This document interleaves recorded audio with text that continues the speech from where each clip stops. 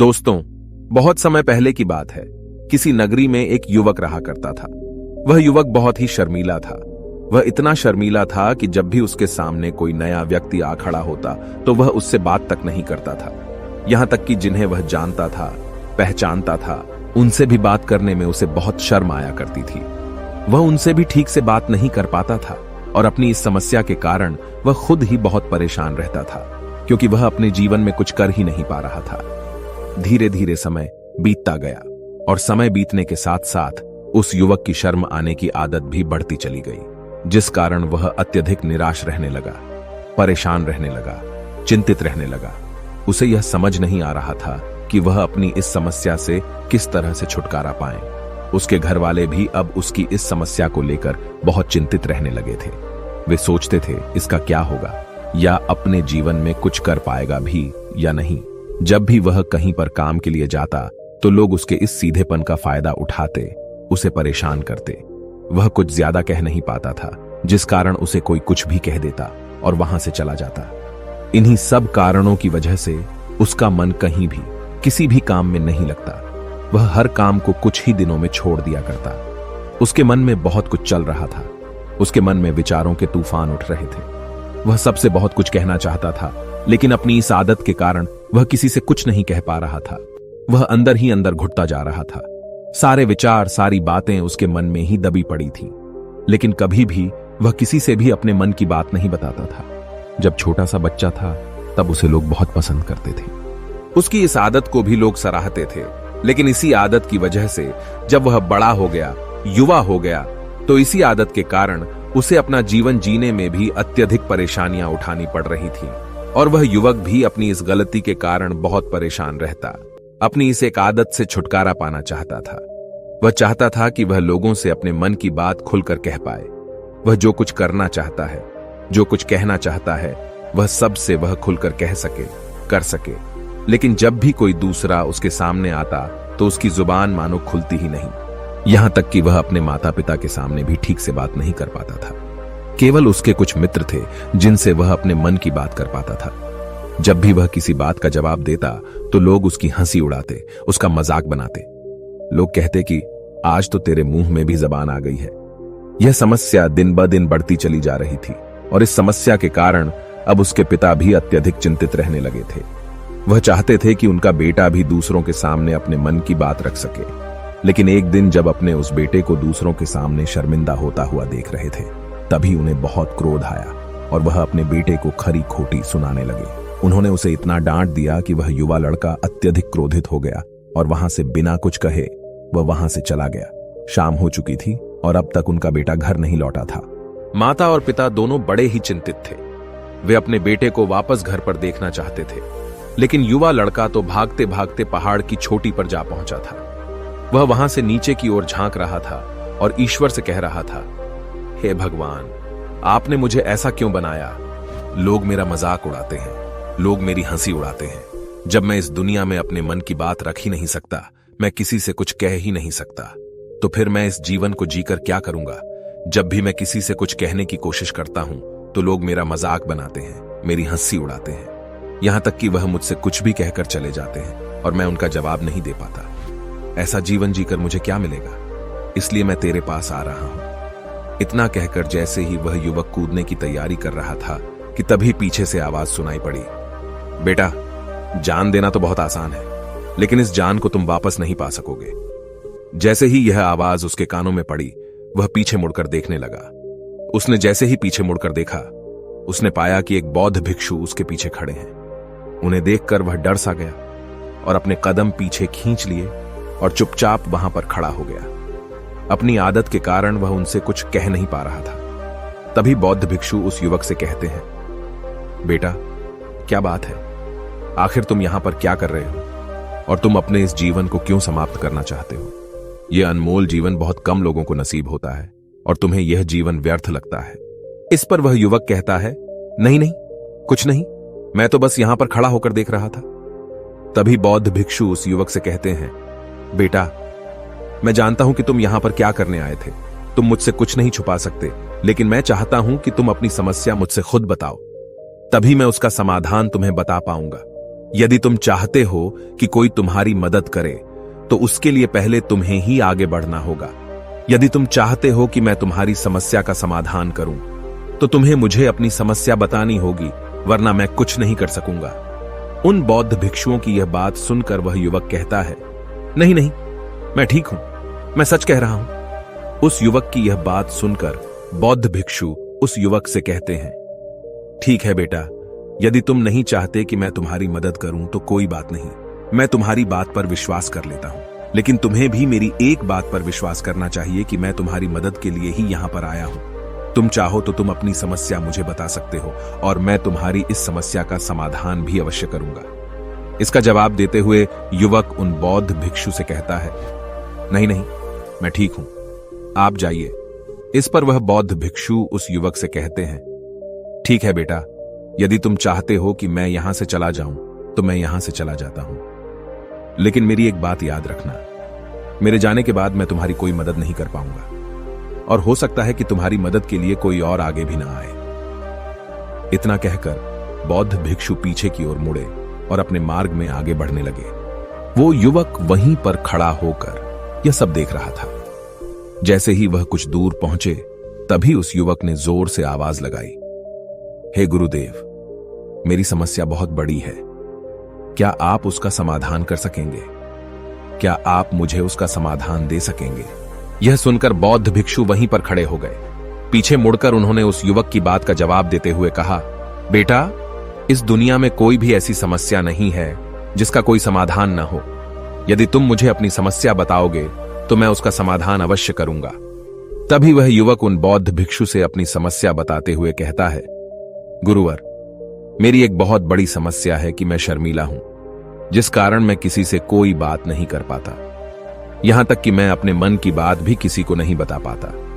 जब भी मैं किसी से बात करने की कोशिश करता हूं तो लोग मेरा मजाक उड़ाते हैं, मेरी हंसी उड़ाते हैं। जब भी मुझे कोई खरी खोटी सुनाता है, उल्टी सीधी बातें करता है, तो मैं उनका जवाब नहीं दे पाता। मैं लोगों की तरह चालाक बनना चाहता हूं, लोगों की तरह बातों का जवाब देना चाहता हूं, अपने मन की बात करना चाहता हूं। मैं इस दुनिया के साथ कदम से कदम मिलाकर आगे बढ़ना चाहता हूं। क्या इसका कोई समाधान है? उन भिक्षु ने उस युवक की सारी बातें ध्यानपूर्वक सुनी और फिर जवाब देते हुए कहते हैं, बेटा, जरूरत से ज्यादा शर्मीला होना, इसका अर्थ यह है कि तुम्हारे अंदर कोई डर है जिसे तुम पहचान नहीं पा रहे, जिस कारण उसका समाधान करने में भी असमर्थ हो। शर्म करना अलग बात है और डरना अलग। जब हमारे भीतर डर होता है तब हम कहीं भी, किसी से भी कोई भी बात नहीं कर सकते। हमें चारों तरफ केवल डर ही नजर आता है और हम हर जगह से डरते ही रहते हैं, लेकिन इसे शर्माना नहीं कहते। शर्म तो बस एक हद तक तुम्हें चुप रख सकता है। फिर वह बौद्ध भिक्षु उस युवक से कहते हैं, बेटा, तुम सबसे अधिक किससे शर्माते हो? युवक इसका जवाब देते हुए कहता है, गुरुवर, मुझे अपने पिता से बात करने में बहुत शर्म आती है, मैं उनके सामने कुछ बोल ही नहीं पाता। तभी वह बौद्ध भिक्षु उस युवक से कहते हैं, अच्छा, तो यह बताओ, जब तुम अपने पिता से बात कर रहे होते हो या फिर बात करने का प्रयास करते हो तो तुम्हारे मन में कैसे ख्याल आते हैं? युवक इसका जवाब देते हुए कहता है, गुरुवर, जब भी मैं अपने पिता से बात करने का प्रयास करता हूं तो मुझे ऐसा लगता है कि मानो मेरे पिता अभी मुझे डांट देंगे, मुझ पर क्रोध करेंगे, मुझसे या नाराज हो जाएंगे, और कहीं ना कहीं मुझे यह भी लगता है कि मैं कुछ गलत बात ही करूंगा। यहां तक कि मेरे मन में ऐसे भी ख्याल आते हैं कि शायद मेरे पिता मुझसे प्यार ही नहीं करते। परंतु गुरुवर, आप कहते हैं कि शर्म अलग है और डरना अलग बात है, तो क्या कोई ऐसा उपाय है जिससे मुझे डर ही ना हो? क्या कोई ऐसा रास्ता है जिससे मेरे अंदर का यह डर पूरी तरह से समाप्त हो जाए? कृपा करके मुझे इस समस्या का समाधान बताइए। मुझे अपने इस डर से बाहर निकलना है। मुझे लोगों की तरह अपने इस जीवन को खुलकर जीना है। उस युवक की ये सारी बातें सुनकर बौद्ध भिक्षु उस युवक से कहते हैं, जाओ और अपने पिता से कहो कि मुझे कुछ काम करना है और उसके लिए मुझे आपसे कुछ धन चाहिए। यदि तुम उनसे धन मांगने में कामयाब हो गए तो मैं तुम्हें तुम्हारी समस्या का समाधान अवश्य बताऊंगा। वह युवक काफी घबरा गया। उसने उन गुरुवर से कहा, हे गुरुवर, मुझे यह कार्य न दीजिए, मैं उनसे कुछ नहीं कह पाता।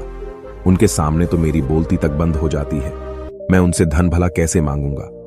यह बात सुनकर बौद्ध भिक्षु उस युवक से कहते हैं, तब तो तुम्हारी समस्या का कोई भी समाधान नहीं है और न ही तुम कभी भी अपने जीवन को खुलकर जी पाओगे। यह बात सुनकर युवक उन भिक्षुओं से कहता है, गुरुवर, ऐसा न कहें, कृपा करके मुझे कोई और कार्य बताइए, कोई ऐसा कार्य जिससे मेरे अंदर का डर पूरी तरह से समाप्त हो जाए, कोई ऐसा समाधान बताइए।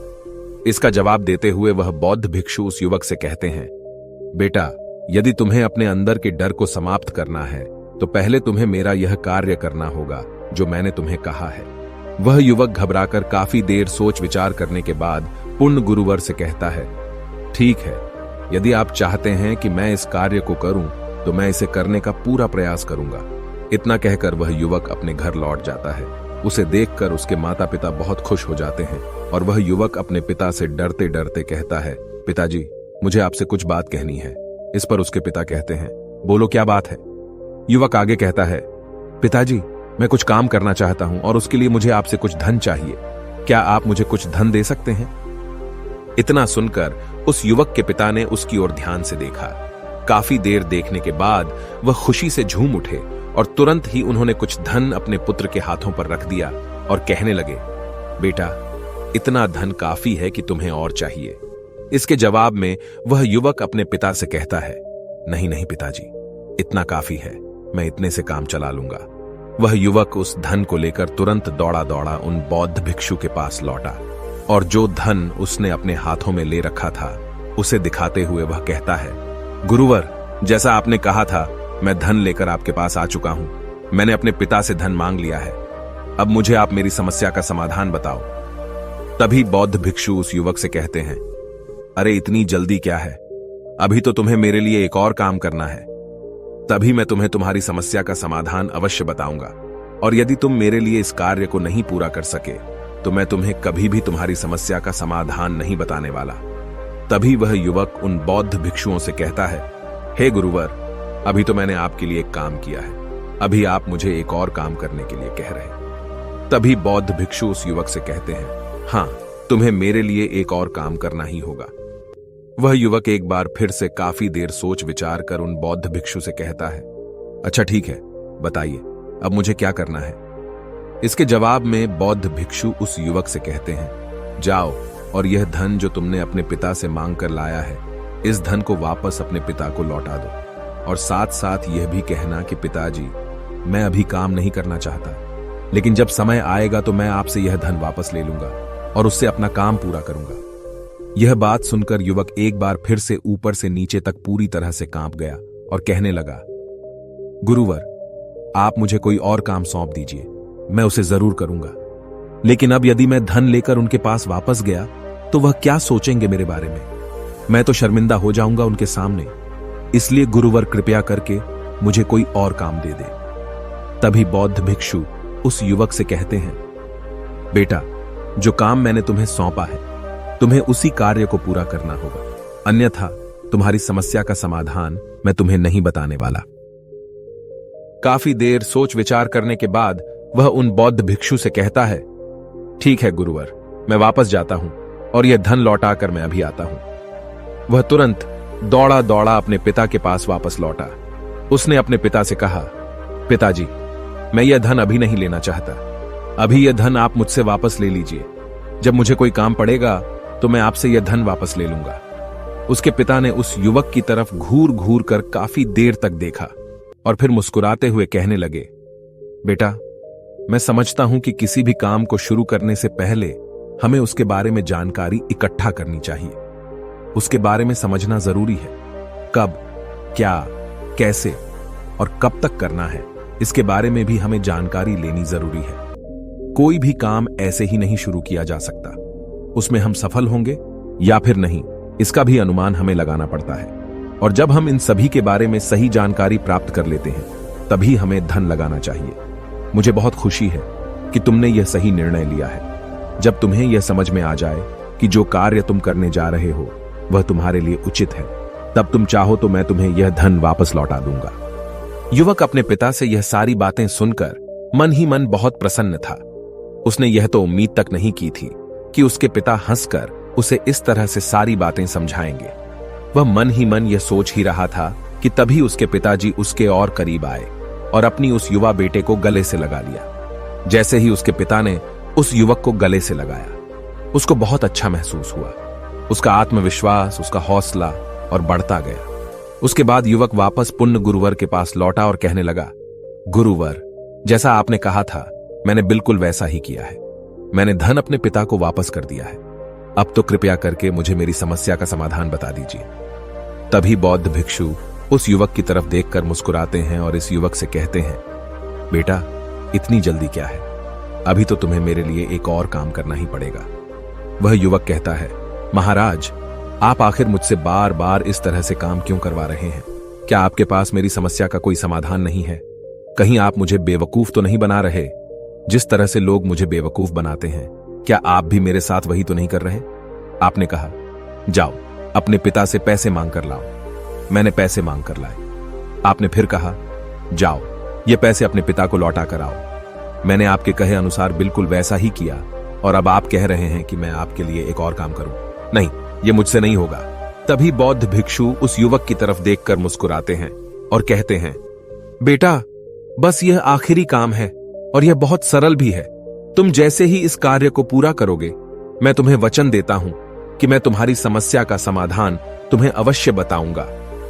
इस पर वह युवक फिर से एक बार सोच विचार करता है और उन बौद्ध भिक्षु से कहता है, ठीक है, लेकिन यह आखिरी काम जो मैं आपके लिए करूंगा, बताइए मुझे क्या करना है? तभी बौद्ध भिक्षु एक मूर्ति निकालकर उस युवक के हाथ में थमा देते हैं। वह मूर्ति दिखने में बहुत ही साधारण सी थी, लेकिन वह बौद्ध भिक्षु उस युवक से कहते हैं, बेटा, तुम्हें इसे बाजार में ले जाना है, इसे बेचना है और इसके बदले में तुम्हें 100 सोने के सिक्के लेकर आने हैं। जब तुम यह करने में सफल हो जाओगे, तभी मैं तुम्हें तुम्हारी समस्या का समाधान तुम्हें बता पाऊंगा। वह युवक उस मूर्ति को अपने हाथ में लेकर बड़े ही गौर से देखता है और उन बौद्ध भिक्षुओं से कहता है, हे गुरुवर, यह तो बड़ी ही साधारण सी मूर्ति लग रही है, मानो मिट्टी की बनाई गई हो। इसके लिए भला 100 सोने के सिक्के मुझे कौन देगा? कहीं आपका माथा फिर तो नहीं गया है? इसके 1 या 2 सोने के सिक्के मिल जाए वही बहुत है, लेकिन इसके लिए 100 सोने के सिक्के कोई नहीं देगा। तभी बौद्ध भिक्षु उस युवक से कहते हैं, बेटा, मैंने जो तुम्हें काम सौंपा है, यदि तुम उसे पूरा करोगे तभी तुम्हें तुम्हारी समस्या का समाधान मिल पाएगा, अन्यथा तुम चाहो तो अपने घर लौट सकते हो। फिर से वही अपने पुराने जीवन में, जहां लोग तुम्हारा मजाक बनाते हैं, लोग तुम्हें डराते हैं, सताते हैं। मैं तुम्हें यहां अपने डर को निकलने में तुम्हारी मदद कर रहा हूं। तुम मेरे यह काम करके अपने डर को धीरे धीरे भगा पाओगे।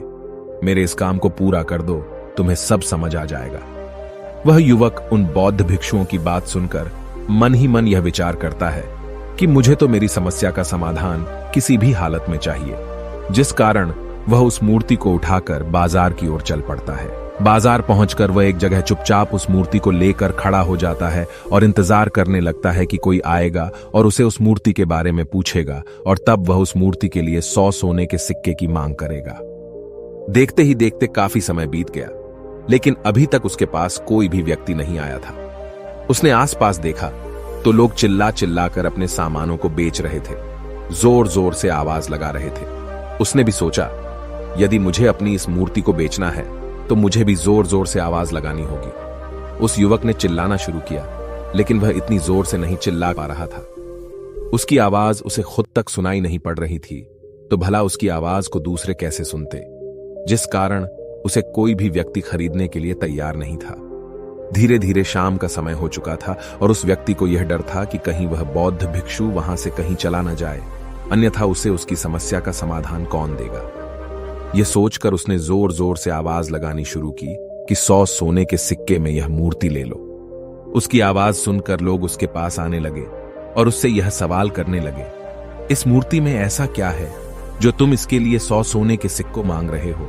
इसके अंदर ऐसा कुछ तो खास होगा ही। युवक काफी देर सोच विचार कर उस युवक से कहता है, नहीं नहीं, मुझे कुछ नहीं पता, मैं तो बस यह मूर्ति यहां पर बेचने आया हूं। तभी उसमें से एक युवक उस युवक से कहता है, अगर ऐसी बात है तो इस मूर्ति को कोई नहीं खरीदने वाला। आखिर इस मूर्ति में ऐसा क्या खास है जिसके लिए तुम सोने के सिक्के की मांग कर रहे हो? यह तो तुम्हें बताना ही पड़ेगा। धीरे धीरे कई लोग उसके पास आए और सभी ने बस एक ही सवाल किया, आखिर इस मूर्ति में ऐसा क्या खास है, ऐसी क्या बात है जिसके लिए तुम सोने के सिक्के की मांग कर रहे हो? उस युवक ने से बातचीत की, उन्हें समझाने की कोशिश की, कई प्रयत्न किए, लेकिन कोई भी उस मूर्ति को 100 सोने के सिक्के देकर खरीदने के लिए तैयार नहीं था। वह निराश हो गया। उसे कुछ समझ नहीं आ रहा था कि वह क्या करे। तभी बाजार में उसने देखा कि कुछ लोग अपने सामानों की खासियत बता रहे हैं। उसे बेचने के लिए उसकी खास खास बातों के बारे में लोगों को समझा रहे हैं। यह देखकर उसने भी सोचा कि मुझे भी इस मूर्ति की कुछ खासियत लोगों को बतानी होगी। उसने फिर एक बार जोर जोर से आवाज लगानी शुरू की। समस्या का समाधान निकालने वाली मेरी गुरु की इकलौती मूर्ति, जो इस दुनिया में केवल एक ही है, जिसके पास भी यह मूर्ति होगी, उसके घर में कोई समस्या नहीं होगी। यह मूर्ति उस समस्या का समाधान तुम्हें अवश्य बताएगी। यह सुनकर लोग उसके पास पहुंचने लगे और उसे यह सवाल करने लगे, क्या सच में यह मूर्ति जिसके पास होगी उसके पास कोई समस्या नहीं होगी? क्या सच में यह सभी समस्याओं का समाधान करती है? इसका जवाब देते हुए युवक कहता है, हां, सभी समस्याओं का समाधान कर देती है। यदि आप इस मूर्ति को ले जाते हैं, आपके घर में कोई भी समस्या होगी तो उसका समाधान यह आपको अवश्य बताएगी। चाहे कोई भी समस्या हो, कैसी भी समस्या हो, कैसी भी परिस्थिति हो, आपको इसका समाधान अवश्य मिलेगा। इतना सुनने के बाद अब वही एक मूर्ति सबको चाहिए थी। उस मूर्ति के दाम लगाने लगे। कोई उसे 200 सोने के सिक्के तो कोई 400, कोई 600 तो कोई 1000 सोने के सिक्के देने के लिए तैयार था। उस मूर्ति की कीमत लगातार बढ़ती जा रही थी। जैसे जैसे लोगों को पता चलता जा रहा था कि यह मूर्ति लोगों की समस्या का समाधान करती है, लोग उसे किसी भी कीमत पर खरीदने के लिए तैयार हो गए थे। अब वह युवक भी आत्मविश्वास के साथ और जोर से चिल्ला रहा था। लोगों को उस मूर्ति के बारे में समझा रहा था, बता रहा था। अब उसके मन में कोई डर नहीं था। वह लोगों को उस मूर्ति के बारे में पूरे आत्मविश्वास के साथ, बिना घबराए, उस मूर्ति की खासियत बताने में लगा हुआ था, जिस कारण लोग उस पर भरोसा कर रहे थे। और वह भरोसा लोगों की नजरों में नजर भी आ रहा था। जैसे जैसे अंधेरा होता गया, लेकिन लोगों की भीड़ मानो कम होने का नाम ही नहीं ले रही थी। लोग उस मूर्ति को खरीदना चाहते थे। उस युवक ने जोर से आवाज लगाई कि मुझे क्षमा करें, यह मेरे गुरु की मूर्ति है और मैं इसे बेचना नहीं चाहता। इतना कहकर वह युवक उस मूर्ति को लेकर वापस खाली हाथ लौट आया और उन गुरुवर के पास पहुंचा और उन गुरुवर से कहने लगा, हे गुरुदेव, आपका बहुत बहुत धन्यवाद। इस मूर्ति ने मेरी समस्या का समाधान कर दिया। मुझे समझ में आ गया कि मेरी क्या समस्या थी।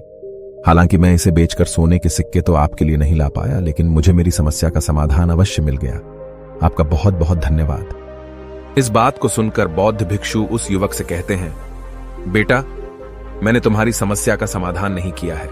तुमने तो खुद ही अपनी समस्या का समाधान किया। अपनी समस्या तुमने खुद ही सुलझाई है। तुम्हारे मन में हजारों सवाल थे। मैं यह करूंगा तो लोग क्या कहेंगे, मेरे बारे में क्या सोचेंगे। यदि मैं अपना मुंह खोलूंगा तो लोग मेरे पर हंसेंगे। यदि मैंने मुंह खोला तो मैं कुछ गलत ही करूंगा। ऐसे कई सारे विचार तुम्हारे मन में थे। ऐसे कई सारे डर तुमने अपने मन में पाल रखे थे। लेकिन जब इस मूर्ति के बेचने के दौरान तुमने उन हजारों लोगों का सामना किया, उनके सामने खुलकर अपनी बात रखी, उनके सामने खुलकर वह कहा जो तुम्हें कहना था, तो तुम्हारे मन का डर खुद खुद समाप्त हो गया। जिसे तुम शर्माना कहते थे, वो अपने आप ही तुम्हारे भीतर से कहीं गायब हो गया। युवक अपने गुरु की यह बात सुनकर अपने गुरुवर से कहता है, गुरुवर, आप सही कहते हैं। आपने आज मेरे मन में वो विश्वास जगा दिया है जिसे मैं अब अपने जीवन में कुछ भी हासिल कर सकता हूं। आपका बहुत बहुत धन्यवाद। डर को धीरे धीरे खत्म करने से ना ही आपको शर्म आएगी और ना ही डर लगेगा। और जब आपके भीतर का डर हमेशा के लिए समाप्त हो जाएगा, तो आप अपने जीवन में जो भी कुछ करना चाहते हैं, जो भी कुछ पाना चाहते हैं, उसका रास्ता आपके लिए पूरी तरह से साफ हो जाएगा और आप अपने मार्ग पर तेजी से आगे की ओर बढ़ने में सक्षम भी हो जाएंगे। इसलिए लोग क्या कहते हैं, क्या कहेंगे, ये सब छोड़ दीजिए और खुद पर विश्वास कीजिए, क्योंकि आप ही हैं जो अपने इस डर का सामना कर सकते हैं। अगर आप किसी ऐसे व्यक्ति को जानते हैं जो हर वक्त शर्माता है या अपनी बात खुलकर लोगों के सामने नहीं रख पाता, तो ये वीडियो उनके साथ शेयर करना ना भूलें। दोस्तों, उम्मीद है कि आपने आज के इस वीडियो से जरूर कुछ न कुछ सीखा होगा। ऐसी ही ज्ञान से भरपूर कहानियां सुनने के लिए सब्सक्राइब करें। और दोस्तों, हमें काफी सारे कमेंट्स आए हैं ये पूछते हुए कि हम कहानियां कहां से लेते हैं। हमने इस बारे में सोचकर अपने मेंबर्स को ये कहानियां देने का फैसला किया है। तो अगर आपको कहानियां पढ़ने में इंटरेस्ट है, चलिए मिलते हैं एक और वीडियो में। तब तक के लिए अपना ख्याल रखें। नमो बुद्धाय।